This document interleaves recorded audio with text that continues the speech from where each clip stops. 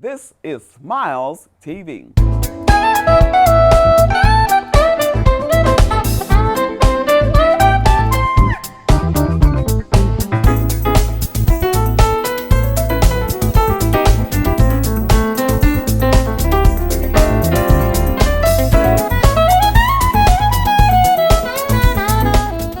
Welcome to Smiles TV. I'm Stephanie Miles, and thank you for tuning in. We have a great broadcast for you today.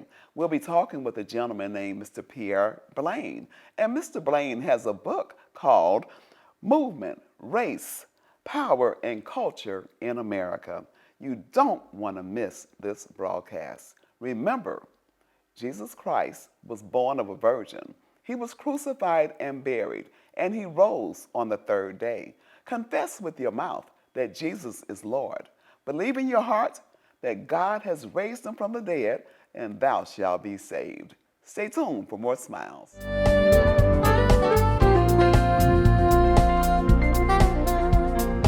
Welcome back to Smiles TV. I'm going to tell you a little bit about our guest, Mr. Pierre Blaine. Mr. Blaine is the author of Movement, Race, Power, and Culture in America. He is a graduate of St. Louis University with a Bachelor of Arts degree in Political Science and a Master's degree in Public Administration. He's Principal Consultant in Blaine Associates, Public Affairs, Equitable Community Development, and Lobbying.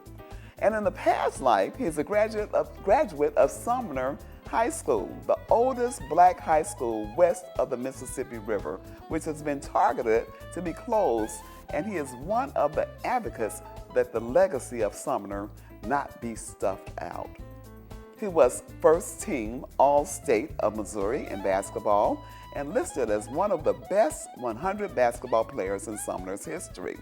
You can read his article in the editorial section of the St. Louis Post-Dispatch, published December 21st, 2020. Closing Sumner would erase proud past and depress social economic mobility. Welcome, Mr. Blaine. It is an honor to have you on Smiles TV. You have a wealthy background. We're going to talk a little bit about your background, but we want to get into that book. How are you today? Very good. I'm so happy to be here with you, and thank you for inviting me. Yes, sir. It is an honor that you have allowed us to chat with you today. We're going to talk about your book, Movement, Race, Power, and Culture in America. Just give us a synopsis of your book, and then we'll break it down a little bit. Okay.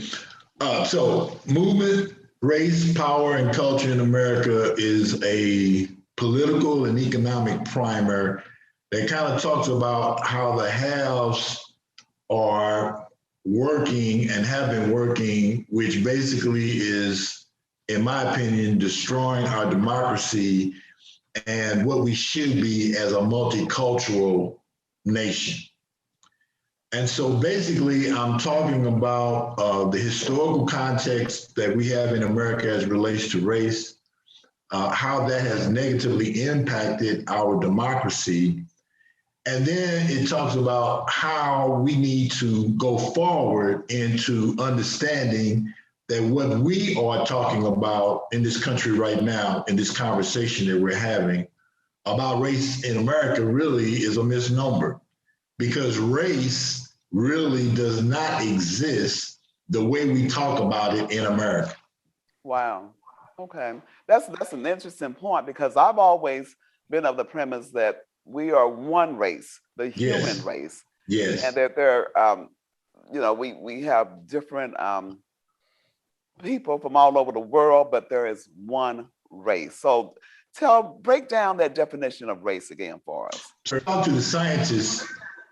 When we talk about science and we talk about biology, basically what they're telling us is that all human beings are 99.99% the same DNA.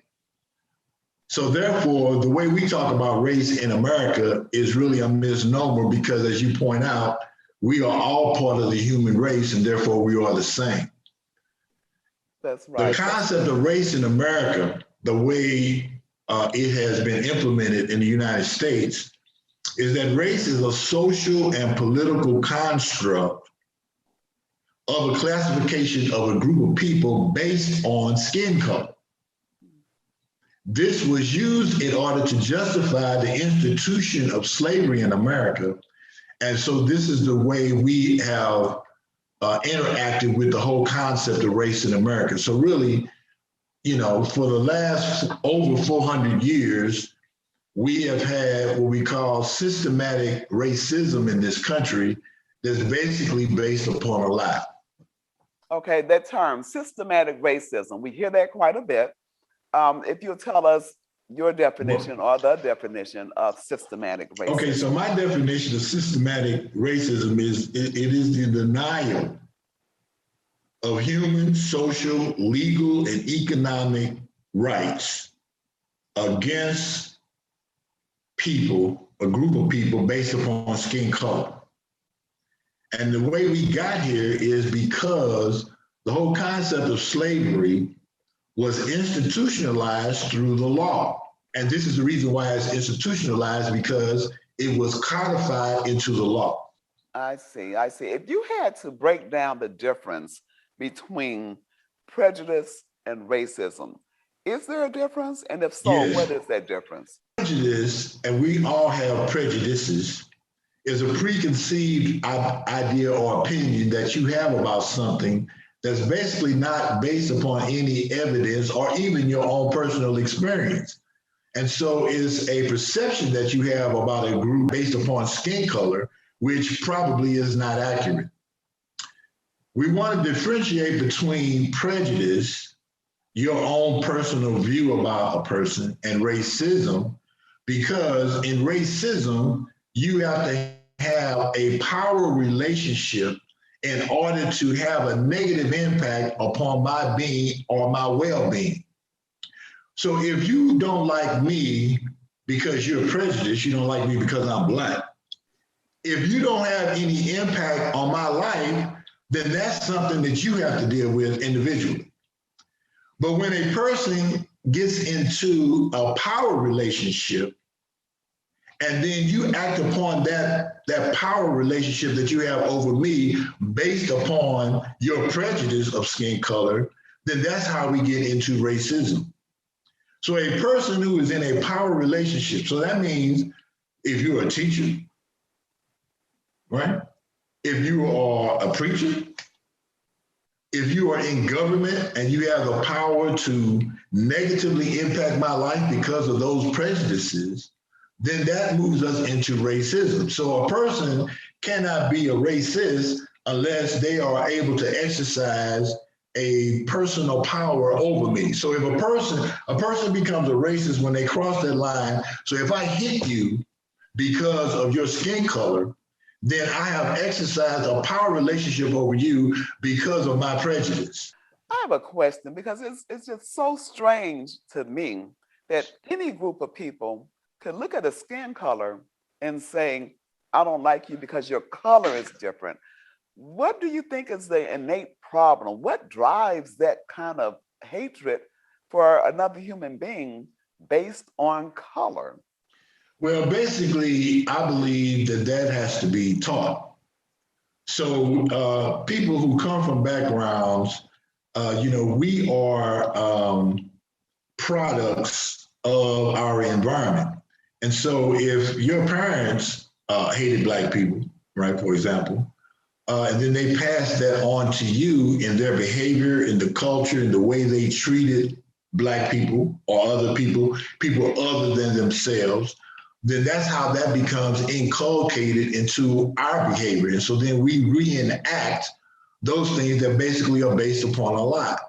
And so this is how the whole concept of racism gets pushed. But the distinction that we try to make as it relates to us in America is systematically put in all of the institutions that we have in the United States of America. And so when it becomes institutionalized racism, then what happens is that we have a denial of our social, economic, political rights based upon skin color, and that is a lie. Wow. Tell you what, we're going to take a quick break.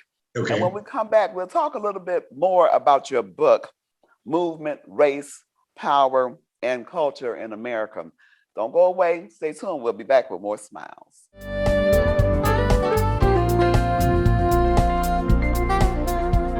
When you visit Big Mama's in East St. Louis, Illinois, located at 5900 St. Clair Avenue, you will need a fork and a bib. Big Mama's is known for their barbecue, cakes, excellent service, and giving back to the community. Call in, eat in, drive through, carry out, order for your office. You can call Big Mama's at 618-398-8950 or visit 5900 St. Clair Avenue in East St. Louis, Illinois. Welcome back to Smiles TV. I'm talking with Mr. Pierre Blaine, and he is the author of a book called Movement, Race, Power, and Culture in America. Mr. Blaine, thank you again for being on Smiles TV. And I want to talk a little bit more about racism being institutionalized. Is take you back to the beginning of the Republic so that you can see that Black people are not just whining about the experiences that we're having in this country, especially due to the fact that after 400 years, here we are in the 21st century, and we're still talking about this issue and the fact that it needs to be resolved. So I take you all the way back to the beginning of the Republic. And in the beginning of the Republic, what we see is that as we transferred from the 13 colonies into the United States of America and created the Constitution of the United States of America, what you see there is Blacks were written into the Constitution of the United States of America as 3/5 of a person. And the reason why that was put in was so that the South could then exercise more power, because if you recall in your civics, power in the United States as it relates to representation is based upon the population of the state. So when we go through the census, which we have just done in 2020, we look at the population, and the number of representatives that you have in the Congress is based upon that population. Well, in the United States, in the beginning, Blacks were listed as 3/5 of a person. So what that meant is that the South was able to amass more power as it relates to representation than they would do, because they were counting Blacks as 3/5 of a person for representation purposes. So even though Blacks could not vote, in fact, were legally denied the right to vote, they were given the numbers of the slaves that they had based upon those slave bodies, but they were counted as 3/5 of a person, which gave the conservatives in the South really more power than what they deserved. And you can draw a straight line from that to where we are right now in the 21st century, and we are seeing the exact same thing occurring again.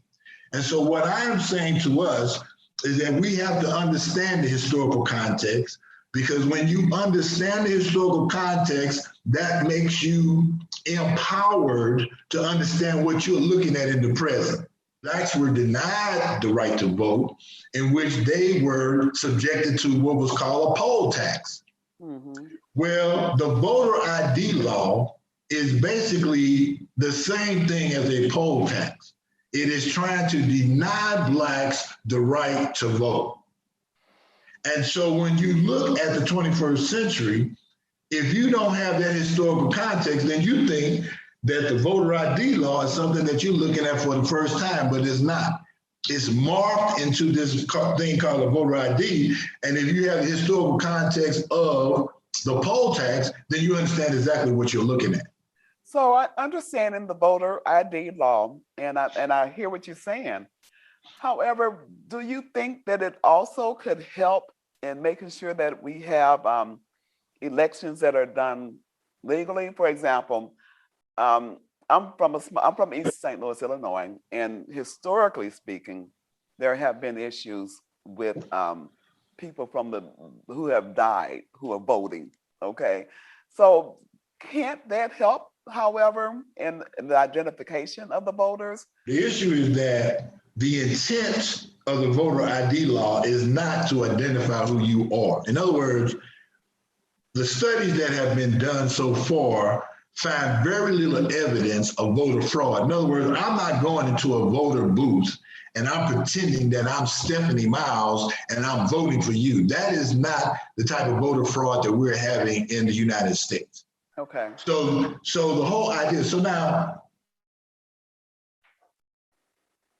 on his face, it looks like, well, certainly you should have a voter ID to identify who you are. But that's not what we're talking about. And that's the reason, that is not the reason why the Republicans are so concerned about having voter ID laws. They're concerned about having voter ID laws because they have been in the process of purging voting rolls, taking people off of the voting rolls and making it harder for people to vote. In fact, if you look at what is happening right now across this country, what you see is state legislatures all across the country doing that very same thing, purging the voting rolls, making it harder for you to vote. And that is a disfranchisement of people based upon skin color so that they can have a certain outcome in elections.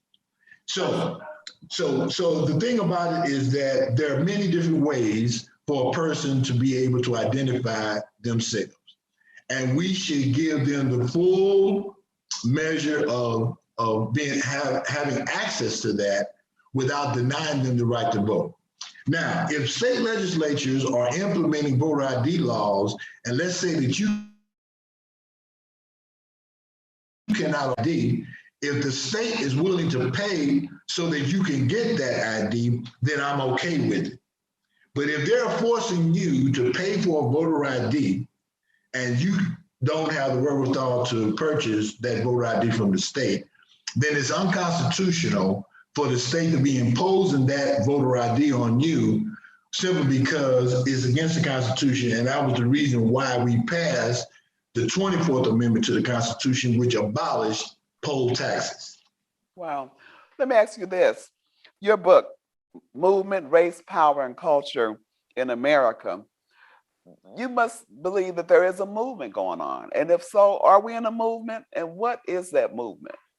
We are in a movement right now because what we're trying to do is to fix injustices, inequality, police brutality. All of these things are on us even now in the 21st century.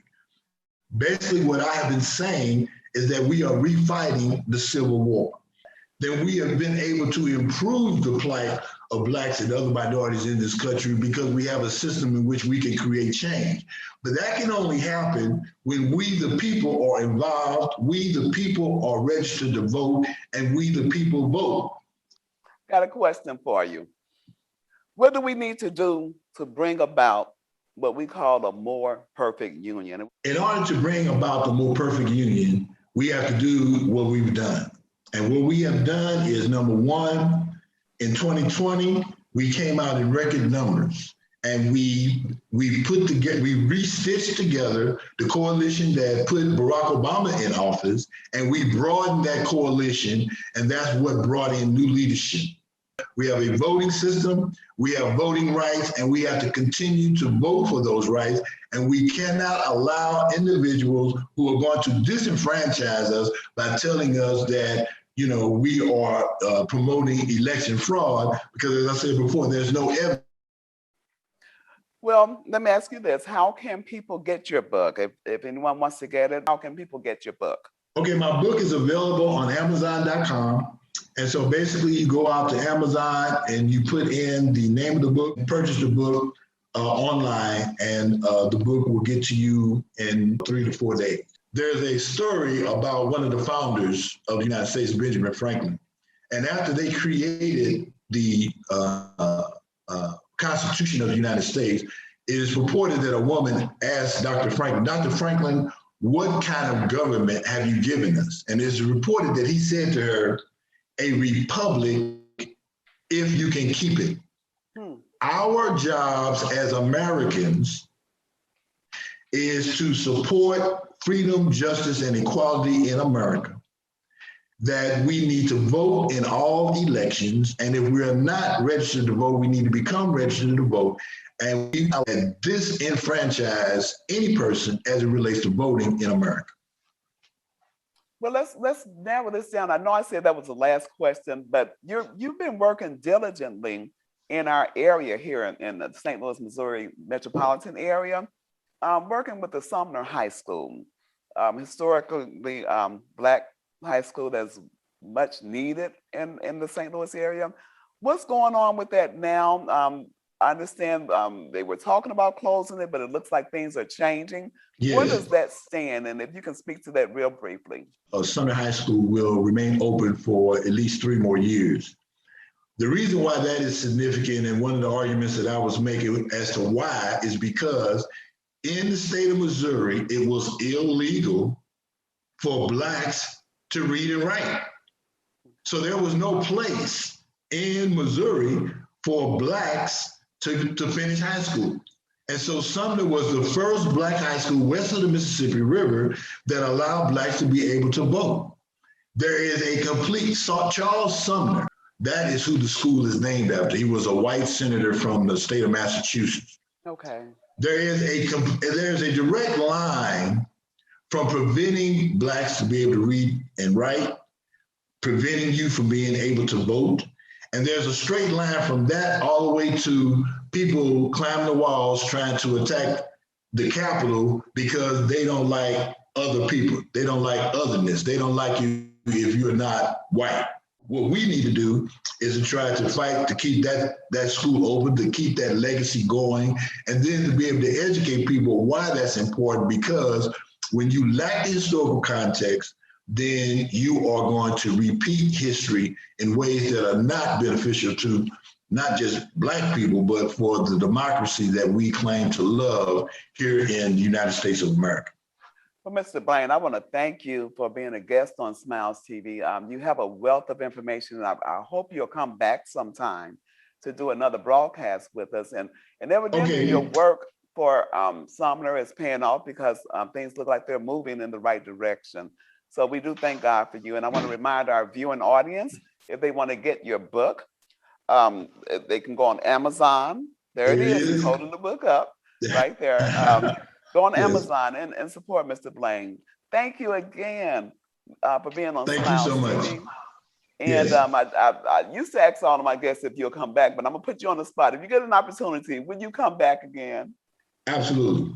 Okay. Well, we thank you. And we thank you for tuning into Smiles Television Talk Show. And just remember that only what you do for Christ will last. And Jesus is the Lord. The Lord be magnified. When in need of residential and commercial construction projects, from roofing, siding, flooring, including all interior carpentry, painting, and more, you need a company that is efficient, effective, and professional. A company that will complete the job on time. You need On Time Contracting Incorporated. On Time Contracting provides quality work completed in a timely manner. Oliver McDowell, founder and owner of On Time Contracting, is insured and bonded, and provides an array of services for residential and commercial facilities. Contact On Time Contracting for your many residential or commercial construction, roofing, cleaning, or other needs at 618-567-3591. That's 618-567-3591. On Time Contracting Incorporated. Your project can indeed be completed on time. The Smiles Television Talk Show wants to showcase your business, organization, church, and activities. If you have an interest in being a guest on Smiles Television Talk Show, or if you have any show ideas, contact Stephanie Anthony Miles at smilestv777@gmail.com. You may also call 618-741-3770. Tell your friends to subscribe to the Smiles YouTube channel. Let Smiles TV increase your reach. Remember, you look better with smiles. IDEX Media does a lot. From IDEX Photography to IDEX Films. We help create forever memories and forever impressions.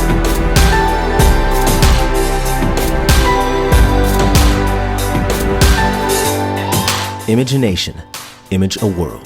IDEX Media. Awesome sauce. Yeah, baby.